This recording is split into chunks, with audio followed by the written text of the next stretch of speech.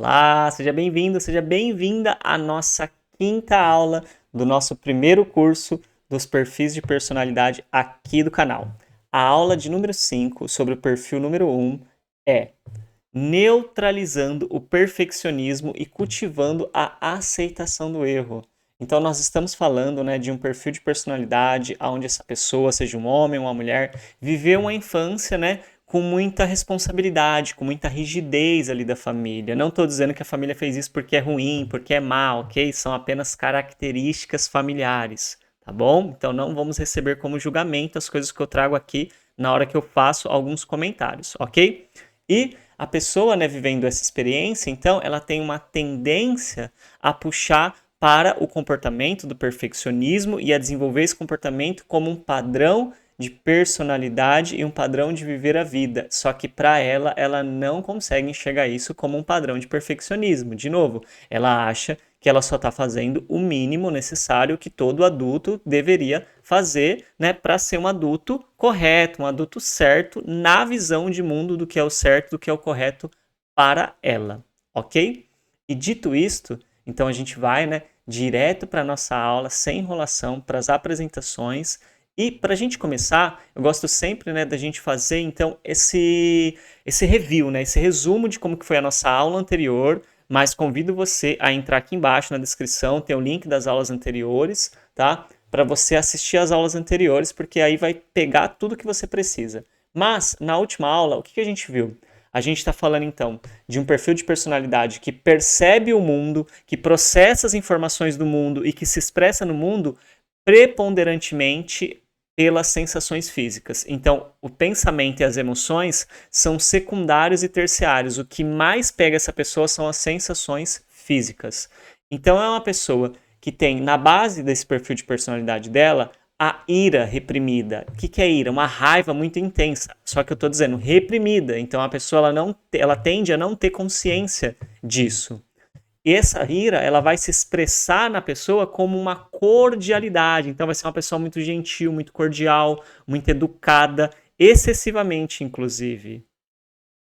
Também falamos sobre o quê? Sobre a característica da busca por um aprimoramento contínuo excessivo, porque o aprimoramento contínuo é uma qualidade que todos nós temos. Então essa pessoa ela tem uma ótima qualidade, que é buscar se aprimorar, mas quando isso se torna um excesso e ela não percebe, é como sal na comida. É maravilhoso, mas se você colocar muito, a comida não fica gostosa e você não consegue às vezes nem comer. E o pensamento, intrusivo. Então, uma série de pensamentos que invadem a cabeça dessa pessoa. Honestamente, todos os perfis de personalidade têm pensamentos intrusivos. Aqui a gente está falando dos tipos de pensamentos desse perfil específico. Mas, feito, então, esse resumo, a gente já consegue entrar nessa aula de hoje para a gente conseguir entender o seguinte. Então, essa criança, ela aprendeu, muito cedo que agir errado, entre aspas, tá entre aspas, por quê? Porque o errado é no padrão da família, gera dor e gera punição.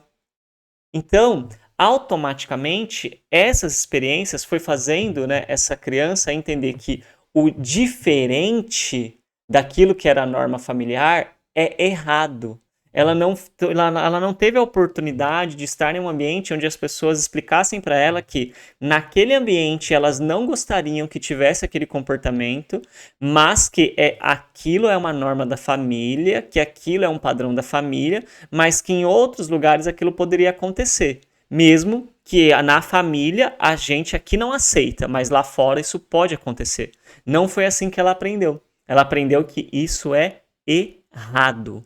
Isso é ruim, isso não é bom, isso é feio, isso não é coisa de gente, isso não é coisa de gente educada. Então isso foi fazendo ela olhar para o diferente como errado. Então isso vai fazendo essa pessoa associar que o diferente ele é perigoso.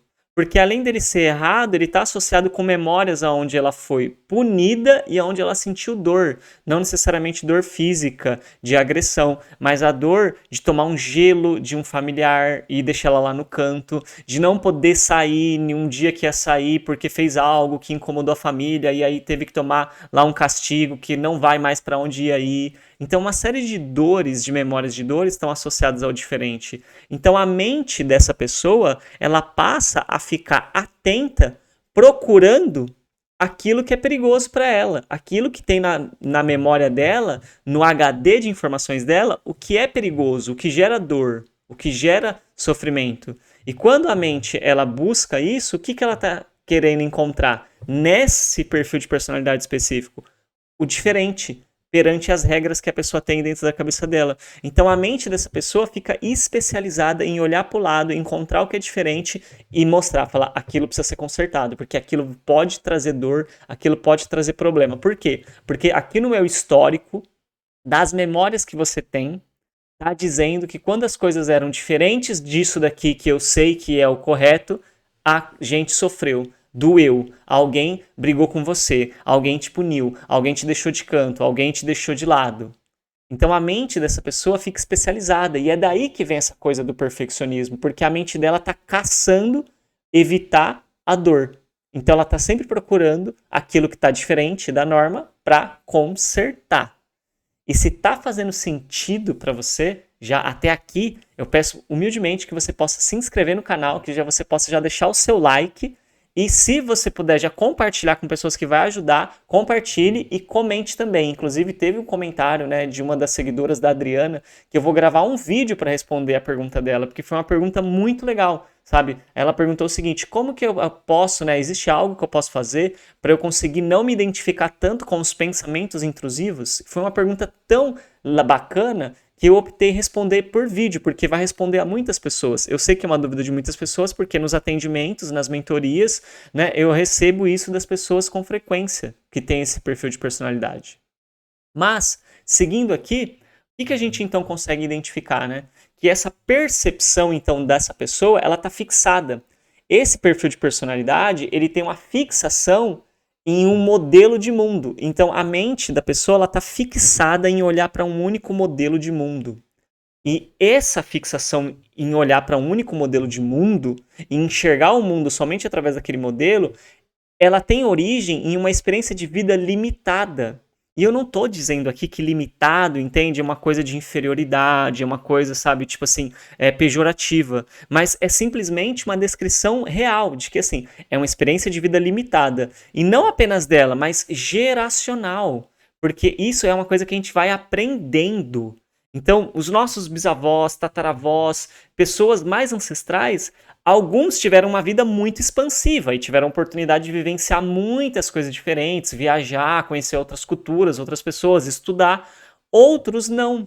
E quando a gente vem de uma família onde as pessoas elas não tiveram a oportunidade de viver uma diversidade, elas vêm com uma experiência de vida muito limitada e traz então essa fixação, essa percepção de que só pode ser daquele jeito.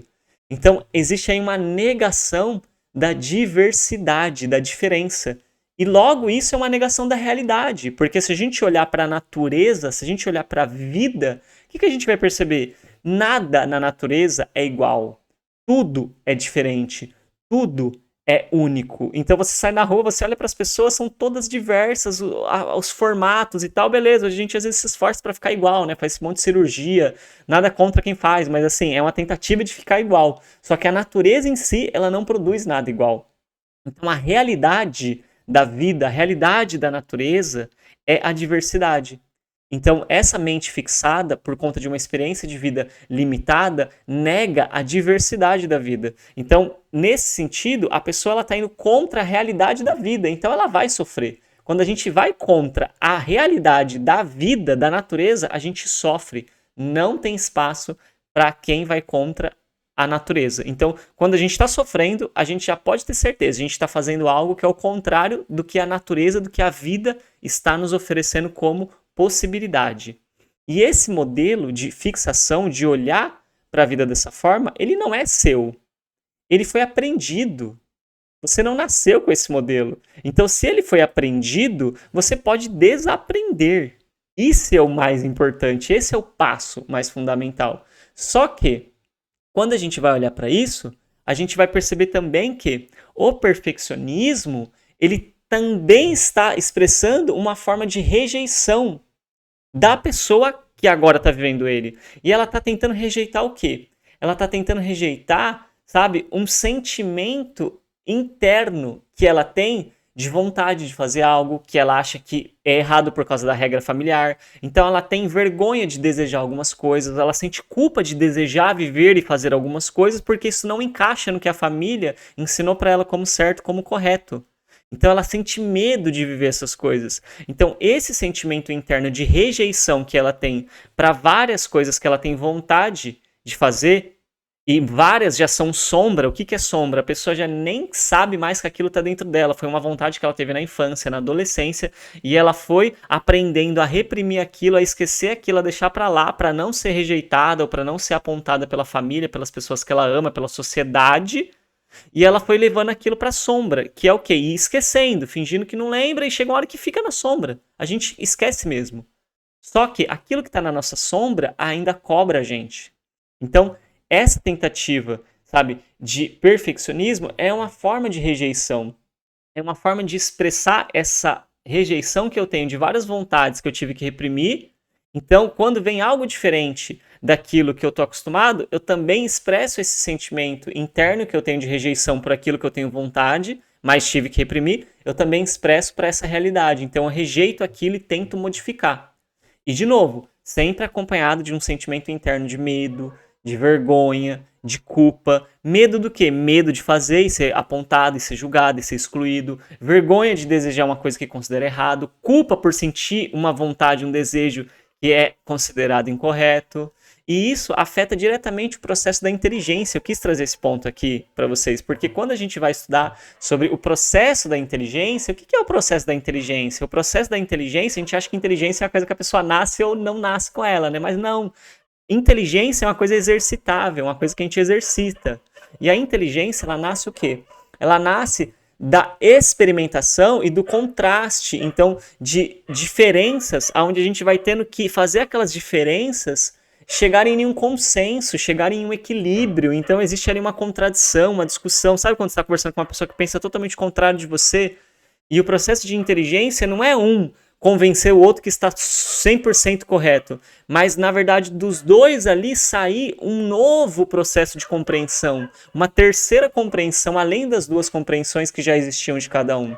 Isso é o processo de inteligência, é agregar, somar, extrair alguma coisa e trazer algo novo. Então o processo de inteligência ele se torna afetado quando a gente tenta encaixar tudo dentro de uma visão limitada e tenta rejeitar tudo que é diferente daquilo que é o nosso padrão de certo. Isso afeta totalmente o quê? A faculdade mental do discernimento. E hoje é uma coisa que, assim, está muito em falta. Essa faculdade mesmo mental do discernimento. O que seria isso, a faculdade mental do discernimento? Essa capacidade, sabe, de ter uma decisão, de tomar uma decisão com clareza, com sensatez, com sabedoria. Então é por isso que a gente vem cada vez mais tendo a tendência de procurar terceiros, outras pessoas, para perguntar qual é a melhor opção para a gente. Porque a gente está perdendo cada vez mais essa capacidade de exercitar o nosso discernimento. E o discernimento, ele só consegue, né, ser exercitado através do contraste. E o que é o contraste? As diferenças.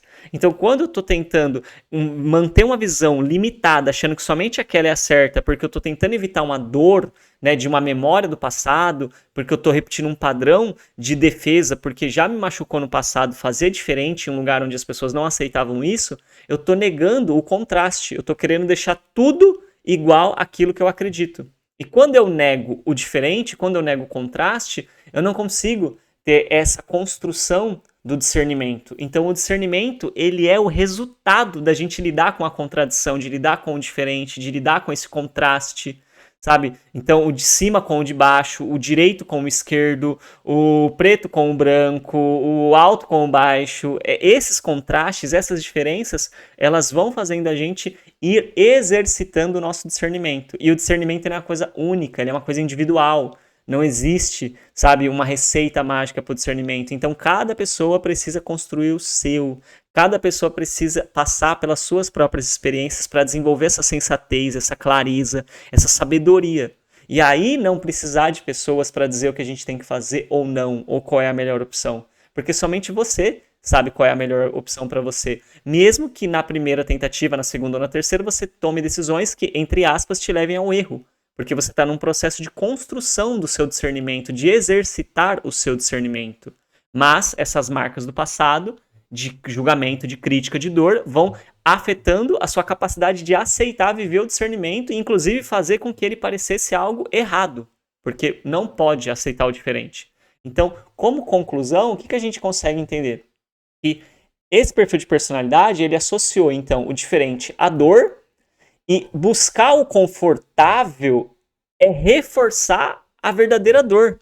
Porque qual que é a verdadeira dor? A verdadeira dor da pessoa que vive esse perfil de personalidade é ela queria ser livre e ela não pôde ser livre na infância. Essa é a verdadeira dor dela. A verdadeira dor dela não é fazer algo e algo tá errado. É ela não poder ser livre e fazer o que ela tem vontade, mesmo que o outro não concorde, mesmo que o outro não goste do que ela faz. Então, quando a gente tenta, né, manter o dia a dia confortável, vivendo com esse padrão de personalidade, o que você está reforçando? Se continuar na regra que foi imposta a você em algum momento da sua vida. Então, nesse sentido, quando você está num processo de cura, num processo de reprogramação de comportamento, de crenças, de emoções, você está fazendo o quê? Você está precisando passar pelo desconforto. Por quê? Porque o desconforto para você é fazer fora da regra. Então, quando você está passando pelo desconforto nesse processo de reprogramação, nesse processo de cura, você está enfraquecendo a força que a regra tem sobre você. Porque a questão não é a regra vir dizer para você que aquilo é errado, é você acatar e seguir ela e perder a oportunidade de viver o diferente. Então não é porque a sua cabeça está falando que você tem que seguir.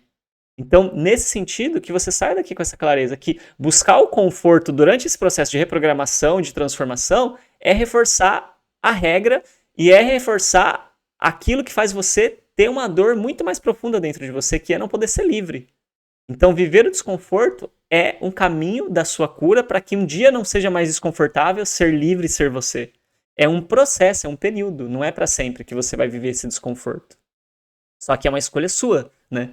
E o desafio dessa aula, ele é bem simples. É você observar uma criança, ou caso você não tenha crianças perto de você assistir vídeos de crianças, de preferência crianças ali, sabe, entre 3 e 5 anos, né, que está nessa faixa de idade, que é bem interessante, e você perceber como que o diferente, né, e o errado, entre aspas, né, porque não existe o errado, né, é um julgamento isso do errado. É a forma como ela descobre a si mesma e ao mundo. Porque essa é uma percepção. Quando você começa a observar crianças ali, né, pode ser crianças de outras idades, mas de 3 a 5 anos é bem legal, é bem interessante. Você percebe que a criança de 3 a 5 anos, ela está experimentando o mundo. E você vê que ela faz um monte de coisa que a gente considera errado, e ali ela está aprendendo, ela está se descobrindo, ela está descobrindo o mundo. Então ela está fazendo o quê? Ela está aprimorando o discernimento dela. Por mais que seja um discernimento, né, que não é o discernimento de um adulto, é diferente, é outro nível, né, de capacidade de discernir. Mas ali ela já está conseguindo ir já fazendo esse treino dessa capacidade que vai ser aprimorada lá na frente. E honestamente, hoje, a maioria dos adultos está com essa faculdade extremamente enfraquecida. Novamente, por isso que fica procurando fórmula mágica e receita mágica na internet, em algum guru, em alguma pessoa que fala o que a pessoa tem que fazer. Quando não é esse o objetivo. O objetivo é a gente experienciar e, através das experiências, dos contrastes, a gente ir descobrindo o que para nós é positivo nesse ciclo da nossa vida. Porque talvez daqui 5 anos, 2 anos, 10 anos, é outro ciclo, aquilo já não é mais também. Foi naquele momento, mas depois parou de ser porque mudou o ciclo. Então isso também é importante de ser ressaltado. E, né, eu gostaria então de te convidar a você a se inscrever aqui no canal, a deixar o seu comentário de como que foi a aula, qual que é a sua dúvida, se você tem dúvida, eu gosto de dúvidas, ela fomenta mais pesquisas, fazer eu pensar para trazer para vocês. Compartilhe o vídeo com as pessoas, deixe o seu like e o tema da nossa próxima aula, né, que é a aula número 6, é o impacto dessa preocupação excessiva nos relacionamentos. Porque esse perfil de personalidade é um perfil que tende a ter uma preocupação excessiva. E como que isso vai impactar nos relacionamentos? E já antecipando, sabe? Não é só relacionamento amoroso, gente. Família é relacionamento, amizade é relacionamento, trabalho é relacionamento, né? Estar na rede social, conversando, comentando, fazendo comentários é relacionamento. Então, assim, a gente está se relacionando o tempo todo. É impossível não se relacionar. Então, como que isso vai afetar os relacionamentos? Quais são os principais impactos?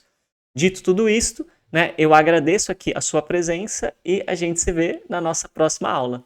Tchau, tchau.